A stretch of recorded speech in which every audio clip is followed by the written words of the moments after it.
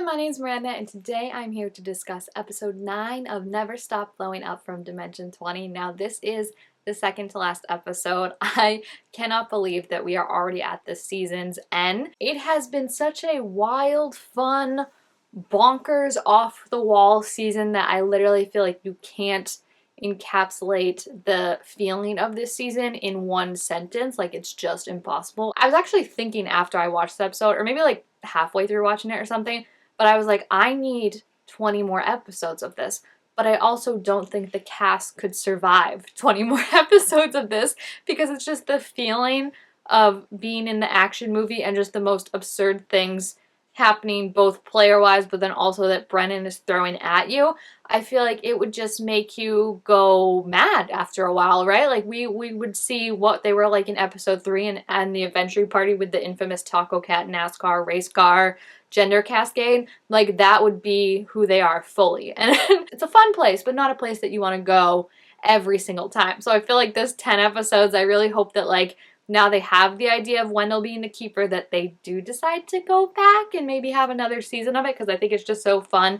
And they could do the Jumanji thing maybe where like they switch characters, so it's like Jennifer Drips is now Wendell or something like that. Like I feel like there's a lot of options to keep it open if they did want to do more stuff, or since we all know that like every person has like a specific character assigned to them, you could have it with a new cast, which I don't know how that would work as good because I love this cast so much, but you could definitely have a new cast that has like their own characters and is having their own kind of storyline in this or something like that that's just happening outside of these characters that we know. So lots of ideas for how to continue this, but we're not there yet. This episode was actually really interesting in, I think, the pacing of it, because based on the snippet we had gotten for after the end of episode 8, I thought we would be confronting Dave as the president a lot sooner than they actually did. So it wasn't until like halfway through the episode that they actually got to Washington, D.C. The first half of the episode was wrapping up everything that happened in the Amazon. I still have so many questions about like how Dave, seemingly through not meeting Barsamian, knew about like MacGuffin, how this world works, the fact that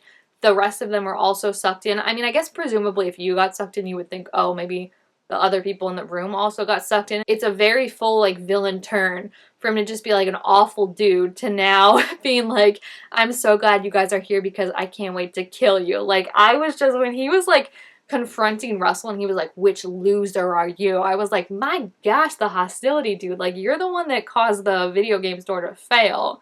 It's not any of their fault. That's on you, my dude. So I feel like they kind of got their butt kicked-ish a little in this one, because it's just like seems to be set up in a way that Dave is obviously like the final boss, right? He's high on a I can never say it.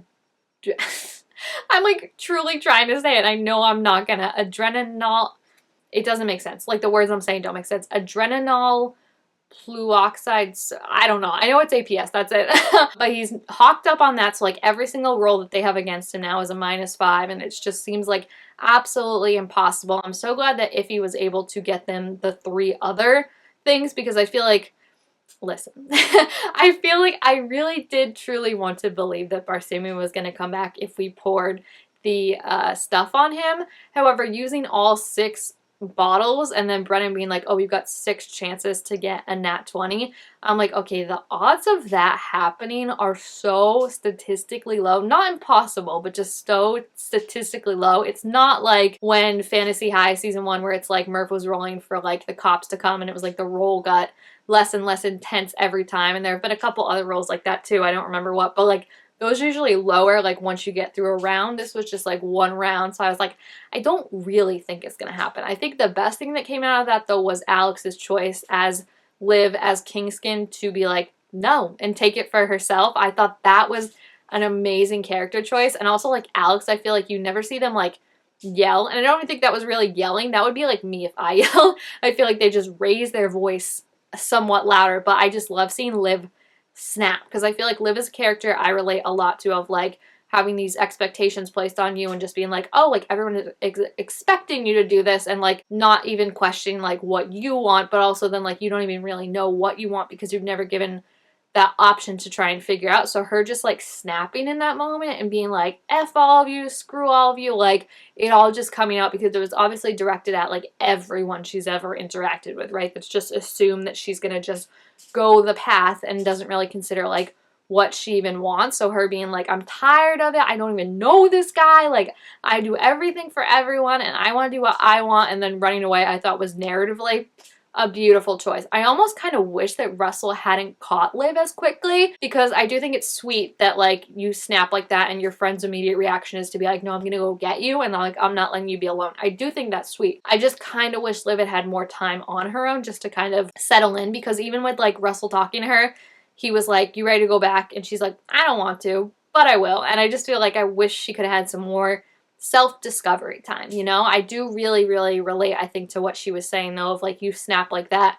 and then you get mad, right? And then you're like, everyone's gonna be mad at me, and like, now you're like, I can't go back. Like, she was worried like no one in the group would want to talk to her, they'd all be mad at her. Like, that's such a realistic feeling. And I think Allie was the one that brought up the idea too of like compliance defiance, or defiance compliance, of it's like you go along with something, and the more you go along with it and don't like want to, the more your like defiance is building up until it just kind of explodes like in that moment. So I almost kind of wish that they had said like, Kingskin, you meet us in DC, like take your time and just kind of meet us there instead of just having to come right back. But I do think it was also good for her to see that like she made this choice, she blew up, and everyone forgave her as soon as she apologized, right? I feel like it was heartbreaking too with like Wendell when she came back and he was like, no, like I'm stupid, that was a stupid idea, like it doesn't matter who I am in this world, like I'll always be dumb. But I think you relate to that of like, you know, feeling like, yeah, like the girl that I like just said my idea is stupid and took off and flipped all of us off essentially, and that's gonna affect you a little bit. But then we did have them making up and her making up with the group, and I think that's important for Liv to see in terms of like what she's gonna have to do when she gets back to the real world and telling people, I'm assuming specifically her parents, that she's not going to Stanford. She doesn't want to go to Stanford. She's probably going to take a gap year, honestly, is what it sounded like to me, which is what I wish I had done. So power to you, Liv. But yeah, that was just a really emotional moment. And I think just the connection of like, one being like, you know, I'm so sick of it, of people expecting me to do the right thing, of people me expecting to go along with their ideas and not considering what I want. And then I'm also frustrated because I've been doing this for so long that I don't even know what I want. And that's kind of like your identity is taken away, you know? And then there's also that fear of, oh gosh, I just made everyone mad and burned all the bridges, you know? So it's like, what even can I do? Because I feel like when it builds and builds and builds like that, when it does explode, it all comes out in like just a rage, but you don't actually mean it to that level. Like, I don't think she meant like, screw all of you, like you guys never consider what I do or anything like that. I think that was obviously directed at like her parents, teachers, probably like that, and them and to a certain degree, but I mean, they've definitely been collaborative, so I feel like that's why she was like, I went way too far, like I took it out kind of on the wrong people, right situation, wrong people. So I just think that was a really nice moment and really unexpected, because I feel like especially the, I don't want to say courage because that sounds like dumb, but like the courage as a player to not, to like really stick to your feelings and be like, no, I don't think that my character would think this is a good idea and go along with it, is like really, that's not something that everyone has. I feel like, I don't know if I would have that in that moment, even if I was like, yeah, my character probably wouldn't do this. I'd be like, just to go with the flow. Again, probably why I have the issues that Liv has right now. As I'm saying that, I'm connecting that, but that was just a really emotional, great moment, and I love that for Liv. I love that for Alex. It was perfectly well acted, and it just really is something that stuck with me. Like, I think that was just so great, especially since Kingskin and Liv have kind of been quiet throughout. Like, we know about like their stealing and stuff like that. Oh my gosh, even when she was like, I don't even like stealing, like I thought I would, but again, it's like that thing of like, she doesn't know what she wants, so it's kind of like she's just lost in a way, and it's really sad. Another cool moment that we got, and I, again, talking about odds, the statistical probability of this happening, I can't even imagine. The odds of them, when they bought the natural 20 suite, and it was basically like, you have to roll a natural 20 to do any of these. I was really disappointed because I was like, this is what we've been waiting for. Like, the odds of them rolling a natural 20 are so low. Like, yeah, they've done it, but it just seems so low, you know, there's no advantage really. I mean, there kind of is, but not on a lot of stuff, and I just felt like it felt like all this build up for something that was just like, oh, like not really gonna happen. We know last episode Iffy had the nat 20 and got to be the GM, and then somehow in this episode again, he rolled a nat 20 and got to be the GM once more. Like, the probability of one rolling a nat 20, but then the probability of someone rolling the nat 20 twice in 2 different sessions. I can't even imagine how statistically unlikely that is, and it was just so funny. It looks like based on the trailer, unless there's like, because I know a bunch of them bought Wildcard, so maybe that's what Wildcard does, but it looks like at least definitely Reika and Izzy also get to be in the GM thing, so it'll be really interesting to see what they do with that. But if he's such an amazing storyteller, like I would really, really love to see him as a DM if he wanted to do that, because having that kind of emotional story, which I think on paper makes sense, the dice didn't like it, but on paper it makes sense, of, you know, them all pouring out their adrenoxyl plutonium sulfate. Did I get it that time? I just kind of like turned everything off and was like, just say what you're thinking. Pouring that, and that was very narratively beautiful. It just, the dice didn't want it. And then whenever he has to narrate as a GM, story's great. Like, you know, I'm enthralled. I'm drawn in there. So I would really love to see him as a DM if he ever wanted to. And then we also have to talk about my girl, Reika. Her plan with the beans. I was crossing my fingers, my toes, everything to have the dice make that happen, because I just, when she was like, so I have a stupid question, and the fear in Brennan's face when he was like, oh no, like that's just, I love a woman that can do that, you know, that with one question could put fear in your heart. You grab the Jeep and it is loaded up. Who else? I have a stupid question. Oh no. Oh no. Well, okay. I think it was so funny, and then for it to actually work and the way it worked was so funny and so nonsensical, but like so perfect for what this season is. I also really love Izzy like slowly as Paula becoming more like Jack Manhattan, like everything she was saying of like not, I cried laughing at the knocking on the window of the plane and being like, good morning, what did you have for breakfast? Like it was so funny. And then also like when they had those really emotional scenes of like them connecting to their characters before they rolled to try and bring Barsimian back, when hers was just like nice rack to her. Like I just thought it was so funny, and it's just, it was like a really weird episode, not weird in a bad way, but just kind of feels like a fever dream, because it's like we had so much of the chunk of it in the Amazon in the beginning, and so much was going on there, right? Like we had the Warrior Kings, we had the beans, we had, which also Bean Appetit, I lost it, okay? I'm gonna be honest. I was like, that is the best thing I've ever heard in my life.